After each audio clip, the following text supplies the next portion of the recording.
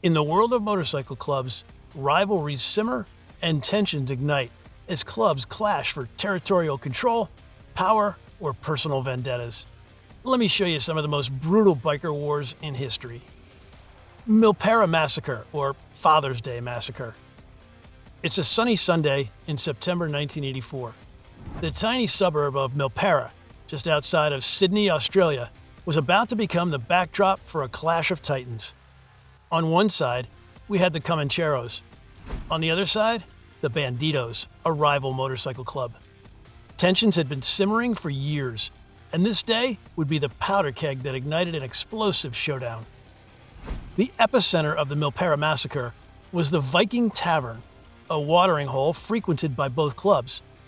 What started as a seemingly innocuous disagreement quickly escalated into a full-blown pub brawl, with fists flying, bottles smashing, and chaos engulfing the entire area. The police were called, but little did they know they were about to witness a bloodbath. As the brawling bikers spilled out onto the streets, the brawl transformed into a full-scale war. Guns were drawn, knives flashed in the sunlight, and the roar of motorcycles filled the air. In the midst of the madness, innocent bystanders found themselves caught in the crossfire, their lives forever altered by this shocking turn of events. When the dust settled and the smoke cleared, 7 people lay dead, their lives cut short in a brutal display of violence. Among the victims were 4 Comancheros, 2 Bandidos, and tragically, an innocent 14-year-old girl caught in the chaos. The Milperra Massacre had etched itself into the annals of Australian criminal history as one of the deadliest biker clashes in the land down under. The Great Nordic Biker War. The Great Nordic Biker War stands as one of the most significant biker conflicts in history. Spanning from 1994 to 1997, this war was an intense battle for supremacy, territory, and control over the lucrative drug trade in Scandinavia. With the Hells Angels and the Bandidos at the forefront, the war witnessed a wave of bombings, shootings, and bloodshed that left a lasting impact on the region. The origins of the Great Nordic Biker War can be traced back to simmering tensions and territorial disputes between the Hells Angels and the Bandidos. Both clubs had established a significant presence in Scandinavia, with the Hells Angels primarily concentrated in Denmark and Sweden, while the Bandidos held sway in Norway and Finland. However, the struggle for dominance over lucrative criminal enterprises, especially the drug trade, intensified the rivalry between these two heavyweight clubs. The conflict erupted into a full-blown war in 1994 when the first shots were fired in the streets of Copenhagen, Denmark. The Hells Angels and the Bandidos engaged in brutal confrontations, utilizing firearms, explosives, and other weapons to settle their scores. Bombings became a terrifying trademark of this war, as rival clubs targeted each other's clubhouses, businesses, and even innocent civilians caught in the crossfire. The violence escalated rapidly as the war spread across Scandinavian borders. Assassinations, executions, and ambushes became the order of the day, leading to a climate of fear and lawlessness. No biker club was safe from the bloodshed, as smaller clubs were coerced to align with either the Hells Angels or the Bandidos, facing severe consequences if they resisted. The toll of the Great Nordic Biker War was grim, with casualties on both sides and innocent bystanders caught in a line of fire. The war claimed the lives of numerous bikers, club associates, and even police officers who attempted to intervene. Entire communities lived in fear as bombings rocked their neighborhoods, leaving scars that would take years to heal. By 1997, after years of bloodshed and a mounting death toll, a truce was finally brokered between the Hells Angels and the Bandidos. The war had taken a heavy toll on both sides, with clubs losing members, facing criminal charges, and experiencing internal divisions. However, while the truce officially ended the open conflict, tensions and rivalries still smoldered beneath the surface. The Quebec Biker War, 1994 to 2002. Our story begins in the early 1990s as Quebec became a battleground for motorcycle clubs vying for control over the lucrative drug trade. The Hells Angels, an international powerhouse, had their sights set on expanding their empire into Quebec.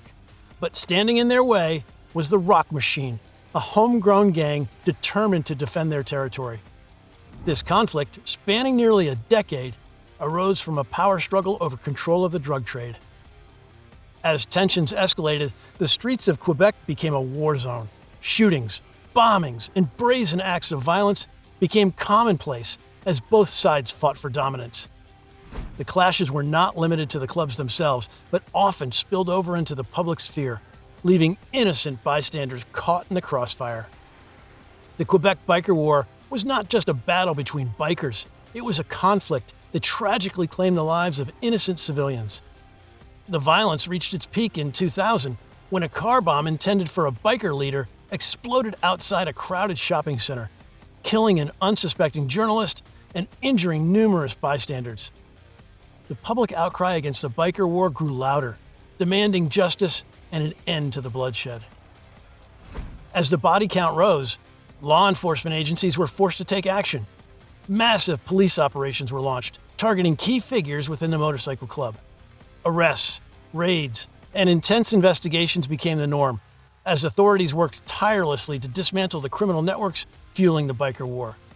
The Quebec Biker War had far-reaching consequences, shaking the foundations of organized crime in Canada. Scores of individuals were arrested and prosecuted, leading to high-profile trials that exposed the inner workings of the biker underworld. The Hells Angels eventually emerged as the dominant force, while the Rock Machine disbanded and morphed into a new organization. And last, Hollister Riot. Although not technically a war, this event is considered the catalyst for the biker subculture and the negative public perception of outlaw motorcycle clubs. In July 1947, the quiet town of Hollister, California, became the epicenter of a gathering of motorcycle enthusiasts.